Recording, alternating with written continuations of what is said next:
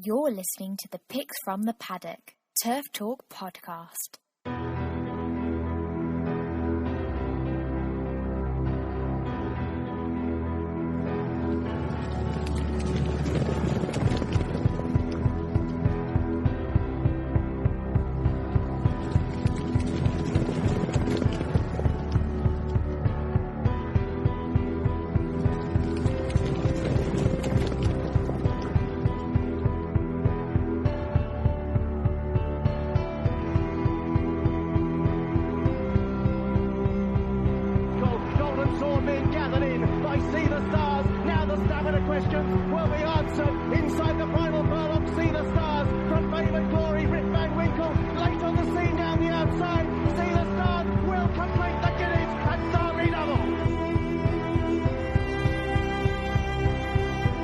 As they come to the last fence in the National, and Red Rum with a tremendous chance of winning his third National. He jumps it clear of Churchtown Boy. He's getting the most tremendous cheer from the crowd. They're winning him home now.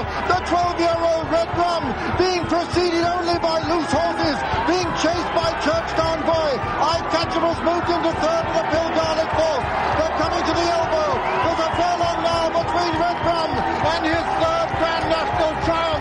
But he's coming up to the line to win it like a fresh horse in great style. It's hats off and a tremendous reception. You've never heard one like it at Liverpool. Red Rum wins the National.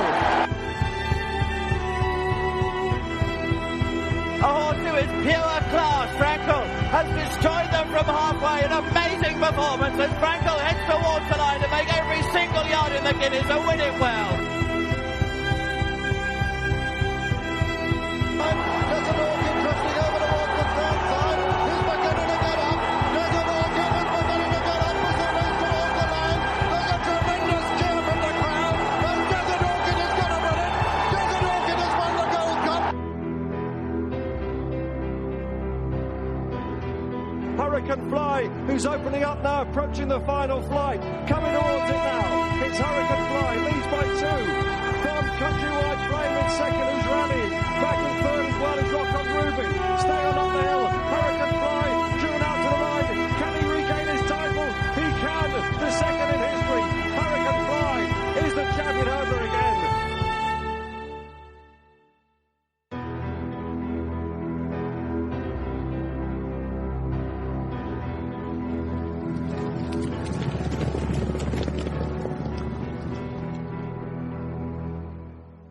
You're listening to the Turf Talk podcast, episode 2. It's myself, Rory Paddock, it's Chris Connolly, it's Matt.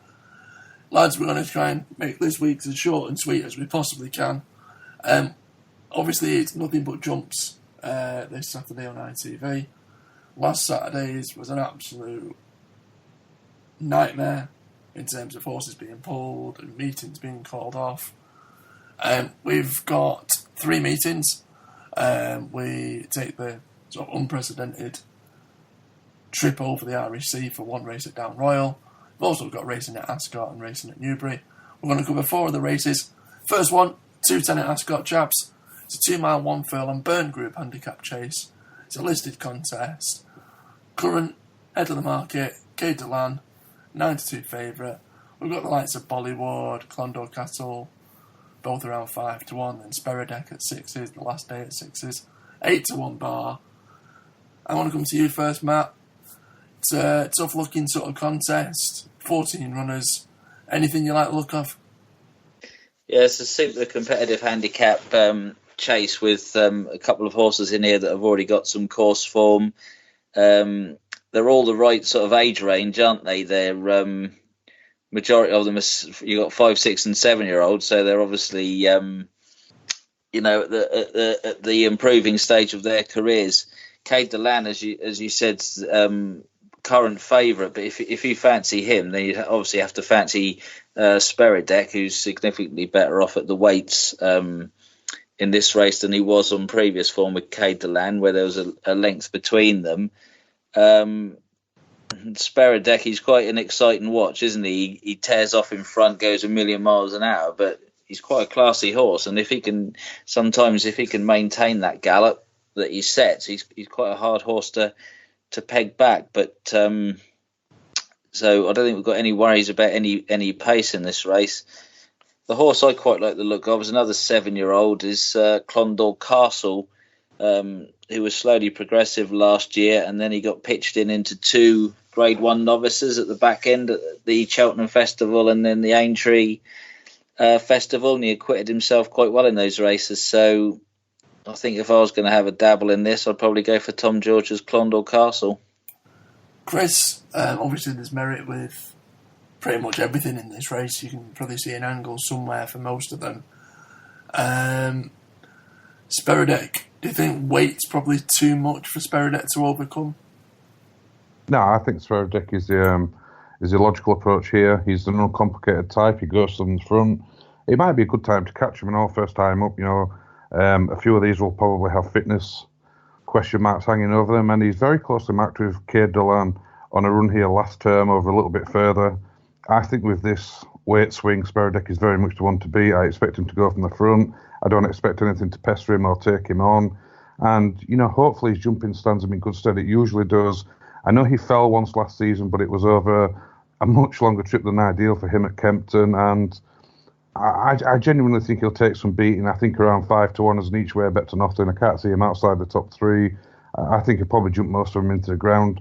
Obviously, hopefully he gets into a rhythm, but Speredek for me, he makes all the sense at the odds. I'm just going to be an absolute pain in the arse here. I'm going to throw a different horse into the mix. Now,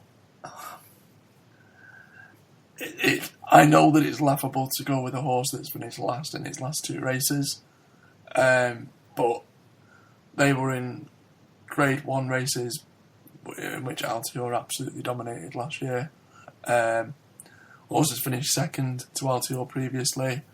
That was back in December of last year. He's finished in a Grade 2 behind God's Own. Again, he's finished in another Grade 1 behind Altior prior to that. And the race prior to that, it won a Grade 1 novice chase at Aintree. Diego de Charmil is one of 2 horses that Nichols has entered. Which one of the 2 between that and Capeland goes? Whether both go, I don't know. I doubt both will run. But I just think this horse hasn't raced in handicap company, I think potentially since its hurdles days. Oh no, I stand corrected. Since it ran at the festival back in March 2017. It's dropped down the weights. It's been contesting races much bigger and better than this. I don't think it's probably the winner, but I think at around 8 to 10-1 as a potential couple of quid each way in what looks a ridiculously competitive race. Completely see the sense in Speredek, completely see the sense in Clondall Castle. Like I said, of the 14 odd that are currently entered, you could throw a blanket over the majority of them and still have a decent chance. But Diego de Charmil for me, just as an each way bet, just in what would be basically a race with very, very minimal stakes. We'll fly over to Ireland, chaps. It's the 225. It's a Grade 1. It's the 3 mile Ladbroke Champion Chase. Of the 9 runners, we've got 7 that are going to be sporting the Gigginstown colours. Delta Work is the current favourite at around 7-4. But Road to Respect, Clanders Oboe, 2-1 and 3-1 respectively. 7-1 bar, but is it crazy to think that in a 9-runner race that it's going to be anything but a Gigginstown win, Chris? Yeah, probably is crazy actually. Look, Clanders Oboe should win this race, simple as that. King George winner, some of his efforts even later in this evening, even in the Gold Cup where for me he was a little bit disappointing, he still came 5th. And that form is probably as good as anything else has to offer here. You have Delta Work, who was top-class novice. The problem with Delta Work, he has a couple of ricks in him, and they surfaced last year at the Cheltenham Festival where he was beaten by top of the game and Santini. That RSA was probably a very, very good race, actually. Top of the game is out for the season, but Santini and Delta Work are very interesting. Like I've said with Delta Work, he must jump better. He won't get away with big mistakes in open company. And Road to Respect is, although a course and distance winner, he was my nap at the Cheltenham Festival last season. He's got mistakes in him as well, and I just don't think he's genuine top draw at this sort of distance against these types of horses. So for me, at around 2 to 175, Clandis Obo is 100% ready to go.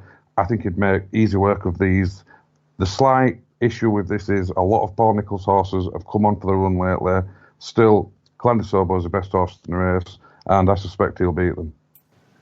Do you think Clandis Obo potentially should be favourite, Matt? It's currently best price around 2 to 1, Delta Wort 7 to 4. Or do you think Delta Wort showed enough as a novice to say that he's definitely going to be eating at this sort of table this season? Well, I think, for a start off, it's obviously, if all these Gigginstown horses run, it's a usual commentator's nightmare, isn't it? Trying to pick out the differentiating caps. But no, I think Clandis Obo definitely deserves to be favourite. He's only a 7-year-old. He improved massively from the Betfair Chase, which was his debut run last season, and then obviously put himself firmly in the picture for the Gold Cup. I'd never really fancied him for the Gold Cup, to be honest. I think he's a much better horse on a flat track. I just think that suits his running style. He travels nicely on the bridle, and he can cruise into the race there, and he's got a nice turn of foot. I'm not sure undulating tracks are his thing. I think going right-handed is beneficial to him, so that won't obviously be a problem at Down Royal, obviously being a right-handed track, but it's a very undulating track. I just got the feeling that possibly doesn't suit his style. That and the fact that obviously Chris mentioned earlier that Paul Nicholls definitely horses seem to be coming on for a run. To answer your question, yeah, he probably should be favourite based on what he's done so far, but I'm not sure I'd be in a hurry to back him at the current prices. Delta Work's obviously done nothing wrong. Doesn't really, it might be a slightly churlish thing to say, but he doesn't really look like a chaser to me. It almost looks like jumping fences seems quite a hard work for him. He seems to have to make a lot of effort to get from A to B. I think there's a couple of other the Gigginstown horses in here I think could go well. Road to Respect, he's running quite a lot of championship races actually, but he's only an 8-year-old. He feels like he's been around a long time. He's a really hardy, tough horse. And Balco de Floss is another horse I quite like the look of at a massive price. Henry de Bromhead's horses are running okay. He could be a half decent price each way if he takes his chance. But I think there's definitely chinks in the first two in the market, Clandis Obo and Delta Work. So I'd happily take a chance of Road to Respect in that, I think. Yeah, again, I'm answering my own question here. I think on paper, Clandis Obo has far out surpassed anything the rest of the field has achieved by some way, just with that King George win alone. I think what makes it difficult, and I hate to go down this sort of path, but if all 7 of the Gigginstown horses line up, you don't know which horses are going to be sacrificial lambs, sort of thing. I think potentially, if you were looking for each way value, 2 per me. If the weather turns into an absolute nightmare, it's yielding at the minute. If the rain comes and it's absolutely lashing it down, this is a horse that's contested the Irish National last year and ran quite well. If it becomes some absolute slog in which perhaps 1 or 2 of the more fancied runners potentially even gets pulled out, I think 2 per me as a potential each way shout. Gun to the head of the main protagonist, the main 3, shall we say. I think I'd probably just side with Clandis Obo purely because he's shown more than anyone else in the race. I don't think Nicholls will be sending it over just for a holiday. Saying that though, with the horses coming on for a run, he could have certainly found a much easier prep run or pipe opener or something to sort of shake the cobwebs off. But Clandis Obo, yes. If Delta Wort wins this very impressively, then Gordon Elliott has another serious contender on his hands. Chaps, we will head back over to Ascot, whereby we've got a big runner handicap in the form of what's the Sodexo Gold Cup. It's a handicap chase, it's 3 miles. Likes of Vindication, Mr. Malarkey on the blind side. ASO is top weight, but he's entered into 2 different races. Cloth Cap in there, Gold Conquer, a course and distance winner. As it stands at the minute, there's around 28 to 29 runners. Obviously, not all are going to be running that day, but of what we can see, I'll come to you first, Matt. Yeah, I think obviously, the hardest thing to do first of all is try and predict which of these horses are actually going to run in this race. The top weight currently is ASO, who's a horse I absolutely love. Travels really well in these races. Honest, tough horse. I can only imagine that he'll probably take his chance in the Charlie Hall Chase later on in the day, and probably quite rightly so, because I think he's definitely up to that level. Mr. Malarkey, 6-year-old, huge improver last year, definitely at the right stage of his career.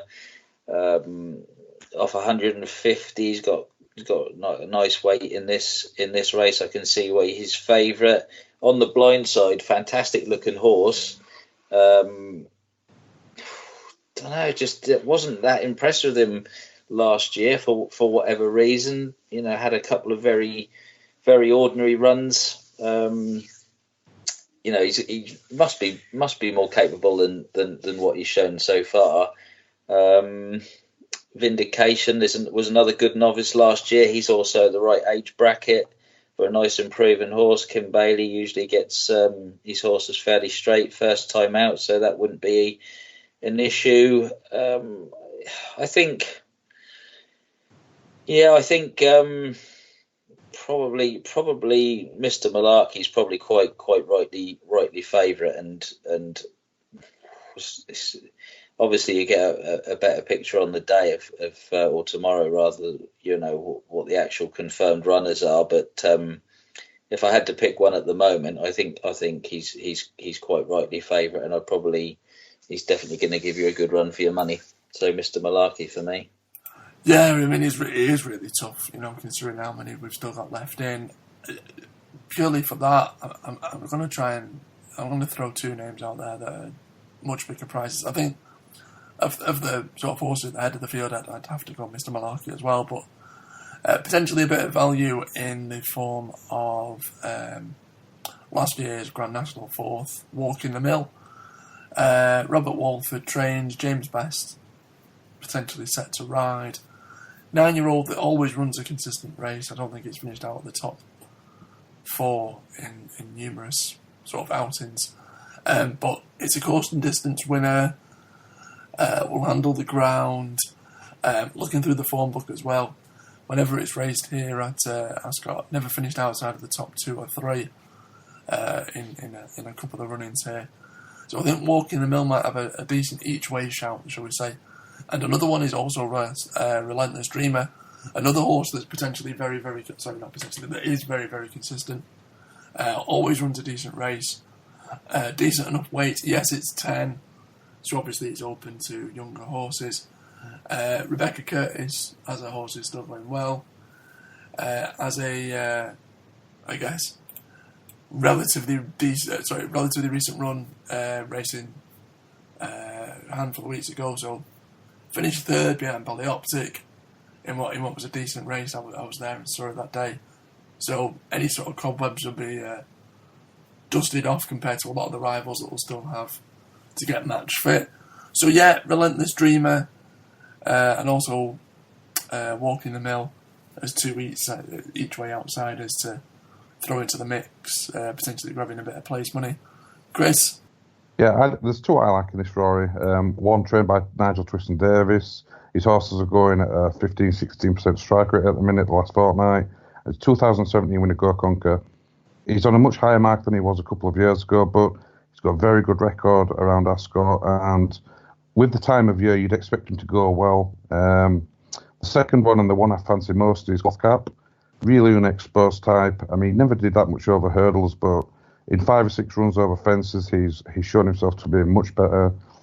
He won a couple of egg and spoon races before being thrown in the deep end at Ayr, where he came third in the Scottish Grand National. That was a big ask for a 7-year-old. I know he was off 10 stone, but he was only beaten around 4.5 lengths. And, I still think he's very unexposed, but off this sort of mark, if he gets in, he's going to be a very big player for John Joe. And I can imagine this being a plan for John Joe, so Cloth Gap would be the most interesting one of the two for me. Okay, so we've basically given an absolute ton of horses, none of which really match, but never mind. Moving on, fourth and final race that we're going to cover, it's the feature race of the day, it's the Charlie Hall Chase. It's a Grade 2, it's back at Wetherby, it's 340. The Big Owa, course winner, 8-year-old, barely put a foot wrong last season. By far one of the most promising horses for this year. Worthy favourite, Chris? Not for me. I think you can question what she's been beating. She's been winning 5 and 6 runner races all the time. She went to Aintree and was brushed aside by Kalashnikov. It was a decent enough run, but I'm not sure she should be trading around 9-4 favourite in the race of this nature. This is a very big ask, and some of the other ones, definitely Red has probably been aimed at it. Brian Ellison's horse has been absolutely flying. I mean, he's landed races left, right and centre lately. Elegant Escape was thought good enough to go in the Gold Cup. He didn't run all that well, but he ran in the top 6. He looks a national type, actually, Elegant Escape. He looks really slow. I think he went close in the 4 mile the other year. It wouldn't entirely surprise me if he bounced back, but he's got a little bit to prove. The likes of Black Cotton we know all about. Top Velo Ben can go from the front, and he's probably one you want to respect first time with Philip Kirby. His horse is going quite well. He's a course and distance winner. Matt's already touched upon the likes of Ace, so I wouldn't discount him either. But at 9-4, I don't believe he should be going with Labai or Roy. Richard Johnson is obviously a good booking, and 10 stone 10 is something of a featherweight, but I couldn't have her at them odds. And it's a wide open race. If you put the gun to my head, I'd probably say definitely Red each way, but not a favourite for me. I just could not have her. Matt?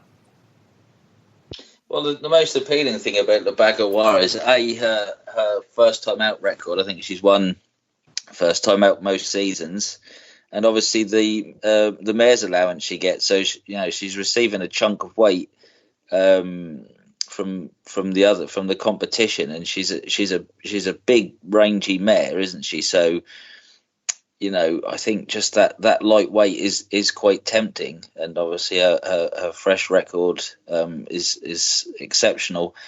Of the others, Elegant Escapes, obviously he's quite a classy horse, but as Chris alluded to earlier, he's all about stamina, and I think if they didn't get any rain at Wetherby, and it's a very flat track, I think he could find himself under the pump quite early on in the race. But it'd be quite interesting to watch for in running punters, because he's the type of horse that you could get a massive price about, maybe halfway down the back straight with a circuit to run, and you could easily see him finishing like a train. I think if I think I was going to consider him, I'd like to see a lot more rain, but he's a classy horse, and like Chris said, they did deem him take his chance in the Gold Cup last year. So I wouldn't be backing him at 9-2, but I could imagine backing him at 20s and running and getting a good run for my money. Definitely Red won the race last year from Black Corton. Brian Ellison's horses are in good form, and he's obviously got a decent record, fresh as well. Unbelievably got beaten a 2-horse race at Kelso at 6-1 on before he ran in the Gold Cup. I think he's beatable. I think definitely Red. Black Corton, if we base the fact that he ran 94 days ago on the flat, didn't he? I think he ran at Ascot, but that was obviously that's over 3 months ago. And if we're basing the fact that Nichols are needing a run, he could be vulnerable. Ballyoptic, he's 6-1. I think that's short enough, but he'll definitely be up with the pace. Topville Ben, another front runner, decent novice last year. He's jumping will be under scrutiny in this better class race. I'm all over ASO in this. For a 9-year-old, he's a very lightly raced 9-year-old. improved throughout last season massively. To the point where he ran Frodon close at the Cheltenham Festival, which is very good form. He runs well fresh as well. He's usually aimed at those two big handicaps at Cheltenham at the start of the season. The race that used to be called the Magnuson, I can't remember what it's called now. I think he's a massive price at 7-1. I think there's plenty of pace in this race, with Ballyoptic and Topville Ben and potentially definitely Red pushing it along. I think he'll just track them in fourth or fifth, and I could see him picking up the pieces. So definitely, I mean, I wouldn't normally consider betting each way, but I can't see ASO being out of the at 7-1. And like I said, if they go at absolute crazy pace, I could see Elegant Escape picking up some pieces. So they'd be the two for me. ASO to possibly beat Elegant Escape. To me, I think, just running through the field, I think Elegant Escape, wants further. I potentially feel that a sort of national sort of campaign maybe on the cards, or even just another crack at the Gold Cup, but more so in the hope that I just don't think it's a classy enough horse to win a race like this. I think the lies are definitely Red and the Big War is perhaps more at that level, despite it obviously running well in the Gold Cup. Black Cotton, I don't think the race will be run to suit. Ballyoptic, I saw it win in Wales last time out, but again, I don't think it's up to this sort of level. Topvale Ben, course and distance winner, but again, I think he was open to potentially classier horses. Vindication, I don't think will run. Atlanta Ablaze, okay, yeah, whatever. Jet, potentially slight dark horse, as is Molly the Dolly, but I don't think they've done much to say that they're going to warrant too much respect in a race like this. Double Shuffle, form's poor. I agree with you. ASO as an each-way shout is a really good bet, and I think if anyone was looking for a win, I can't see it being past either. Definitely Red or the Big War. Perhaps boring, but I think the Big War it's never lost first time out. I think to say that it's win over lost in translation isn't decent form, and also the what's the name of the horse now? Top of the game. I think that potentially could be really, really decent form. I think it still needs to improve a little bit. Yes, all right. Second to Kalashnikov. I can't see her potentially going for the really big grade ones this year against the older horses, or against the male species, as it were. But yeah, I don't think this race is that good, really. I think the Big O wins it, and I'm with you, Matt. So if you're looking for a bit of an each-way punt, that'd be where my money goes. Elegant Escape to potentially need the run and to have much bigger fish to fry later in the season. But that's me, that's my thought, that's our thoughts. Obviously, hopefully, there's somewhere within there. Well, to be honest with you, chaps, the best we can hope for this week is that we actually get some runners and get some meetings actually racing. But yeah, thank you very much for listening. Stay tuned.